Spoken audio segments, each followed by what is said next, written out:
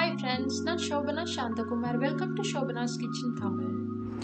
ஏற்கனவே நாங்கள் நிறைய ஸ்நாக்ஸ் ரெசிபிஸ் பார்த்துருக்குறோம். அதோட லிங்க்கை டிஸ்கிரிப்ஷன் பாக்ஸில் கொடுத்துருக்குறேன். உங்களுக்கும் பிடிச்சிருந்தா நீங்களும் ட்ரை பண்ணி பாருங்கள். இன்றைக்கு நான் இன்னும் ஒரு டேஸ்டியான அதே நேரத்தில் எல்லோருக்குமே ரொம்பவும் பிடிச்ச ஒரு ஸ்நாக்ஸை தான் உங்களோட ஷேர் பண்ண போகிறேன். அதாவது பருத்தித்துறை வடை. இந்த வடையை பருத்தித்துறையில் எப்படி செய்வாங்களோ அதே டேஸ்ட்டில் நாங்களும் எப்படி செய்யலாம்னு சொல்லித்தான் இன்றைக்கு பார்க்க போகிறோம். இப்போ நீங்களும் வாங்க இந்த டேஸ்டியான வடையை எப்படி செய்யலாம்னு சொல்லி பார்ப்போம். இந்த பருத்தித்துறை வடை செய்கிறதுக்காக நான் இந்த கப்பால் ஒரு கப் தோல் நீக்கின உளுந்து எடுத்துருக்கிறேன். இப்போ இந்த உளுந்தை வடிவாக ஒரு தரம் தண்ணியில் அரைச்சி கழுவிட்டு குறைஞ்சது 3 தொடக்கம் 4 மணித்தியாலம் ஊற விட்டு கொள்ளுவோம். இப்போ பாருங்கள், நாங்கள் இந்த உளுந்தை ஊற விட்டு கிட்டத்தட்ட 4 மணித்தியாலம் ஆயிட்டுது. இப்போ இந்த உளுந்தில் இருக்கிற தண்ணியெல்லாம் நீக்கி தனியாக உளுந்தை மட்டும் வடித்து கொள்ளுவோம்.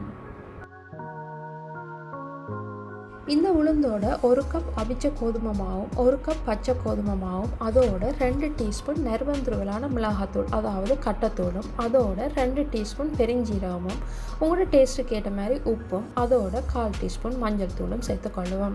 இப்போ இதோட பார்த்தீங்கன்னு சொன்னால் டேஸ்ட்டுக்காக கொஞ்சம் கறிவேப்பிலையை இவ்வாறு நல்லா மெல்லிசாக அரிஞ்சு அதையும் இதோட சேர்த்துக்கொள்ளுவோம். இப்போ பாருங்கள், நாங்கள் இந்த உளுந்தோட கட்டத்தூள் கறிவேப்பிலையெல்லாம் சேர்த்து எடுத்துட்டோம். இப்போ இதெல்லாத்தையும் இவ்வாறு ஒரு தடவை மிக்ஸ் பண்ணிவிட்டு இதோட கொஞ்சம் கொஞ்சமாக தண்ணியை சேர்த்து கையில் ஒட்டாத பதம் வரும் வரைக்கும் நல்லா பிணைஞ்சு கொள்ளுங்க.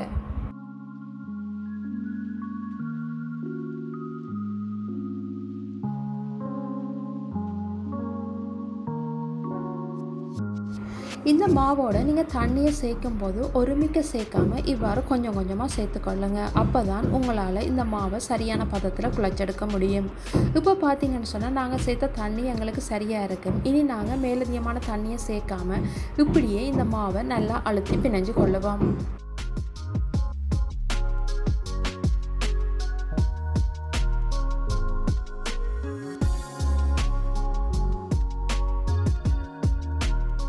இப்போ பாருங்கள், நாங்கள் இந்த வடைக்கு தேவையான மாவை வடிவாக குழைச்செடுத்துட்டோம். இப்போ இதை நாங்கள் இவ்வாறு சின்ன சின்ன பால்ஸாக உருட்டி கொள்ளுவோம். இந்த பால்ஸை உங்களுக்கு எந்த சைஸில் வடை வேணுமோ அதுக்கேற்ற மாதிரி நீங்கள் எடுத்துக்கொள்ளலாம்.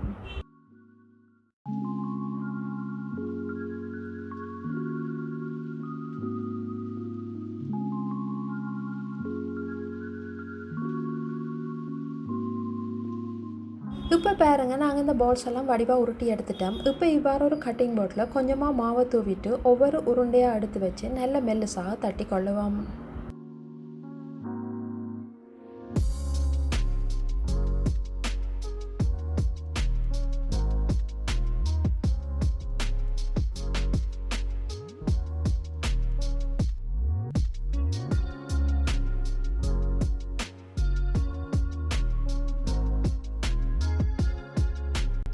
இந்த பருத்தித்துறை வடையில் என்ன ஸ்பெஷல்னு சொல்லி பார்த்தீங்கன்னு சொன்னால், இந்த வடையை நீங்கள் எவ்வளவு மெல்லுசாக தட்டுறீங்களோ அதுக்கேற்ற மாதிரி நல்ல மொறுமொறுப்பாகவும் அதே நேரத்தில் நல்ல டேஸ்ட்டாகவும் இருக்கும். இந்த வடையை நாங்கள் இவ்வாறு உருட்டுக்கட்டையால் தட்டியும் எடுக்கலாம். இல்லைன்னு சொன்னால் இவ்வாறு தட்டிட்டு அதை பிறகு ஒரு டம்ளரால் அல்லது விளிம்பு கூறான ஒரு டின்னால் வெட்டி எடுத்து கொள்ளுங்க. அவ்வாறு வெட்டி எடுத்து நீங்கள் அந்த வடையை பொரிச்சு எடுத்தீங்கன்னு சொன்னால் பொரிச்ச பிறகு பார்த்தீங்கன்னு சொன்னால் எல்லா வடையும் ஒரே அளவில் ஒரே ஷேப்பில் பார்க்குறதுக்கு நல்ல வடிவாகவும் இருக்கும்.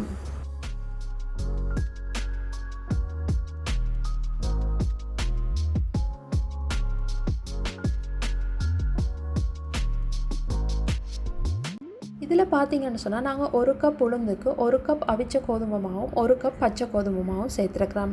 சிலர் பார்த்தீங்கன்னு சொன்னால் தனியாக பச்சை கோதுமை மாவு மட்டும் சேர்ப்பாங்க. ஆனால் இவ்வாறு நீங்கள் அவிச்ச கோதுமை மாவும் சேர்க்குறதால அந்த வடை நல்ல கிறிஸ்பியாகவும் அதே நேரத்தில் நீங்கள் பொரிச்ச பிறகு பார்த்தீங்கன்னு சொன்னால் நல்ல கோல்டன் கலராகவும் நல்ல டேஸ்ட்டாகவும் இருக்கும். நீங்கள் இந்த கோதுமை மாவு எப்படி சரியான பதத்தில் அவிச்செடுக்கிறதுன்னு சொல்லி நாங்கள் ஏற்கனவே பார்த்துருக்குறோம். அதோட லிங்க்கை டிஸ்கிரிப்ஷன் பாக்ஸில் கொடுத்துருக்குறேன். உங்களுக்கும் பிடிச்சிருந்தா நீங்களும் ட்ரை பண்ணி பாருங்கள்.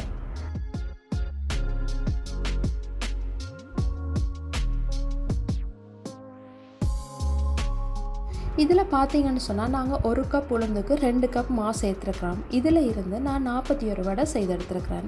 இந்த எண்ணிக்கை நீங்கள் இந்த வடையை எவ்வாறு தட்டுறீங்கன்றதை பொறுத்து வேறுபடும், கூடுதலாகவோ அல்லது குறைவாகவோ இருக்கலாம்.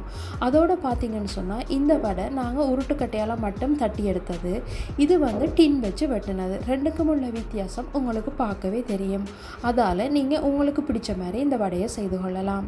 இப்போ பாருங்கள், நாங்கள் இந்த வடையெல்லாம் தட்டி முடிச்சிட்டோம். இப்போ இந்த வடையை எப்படி பொரிச்செடுக்கலாம்னு சொல்லி பார்ப்போம். அதுக்கு முதல்ல ஒரு பேனை அடுப்பில் வச்சு அதில் தேவையான அளவு எண்ணெயை விட்டு கொள்ளுவோம்.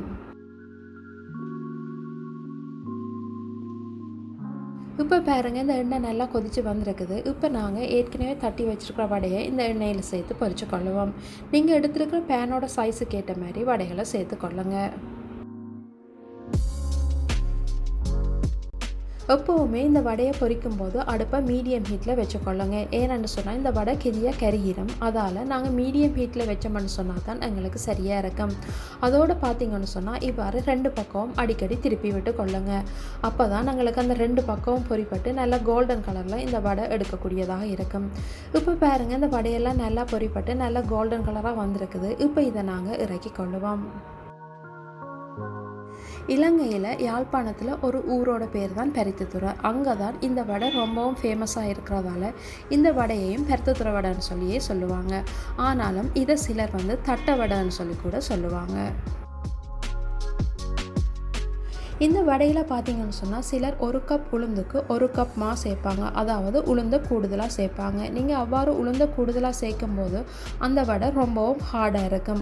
அதை விட நீங்கள் இவ்வாறு 1 கப் உளுந்துக்கு 2 கப் மாவு சேர்த்திங்கன்னு சொன்னால் அந்த வடை நல்லா மொறுமொறுப்பாகவும் அதே நேரத்தில் நல்ல டேஸ்ட்டாகவும் இருக்கும்.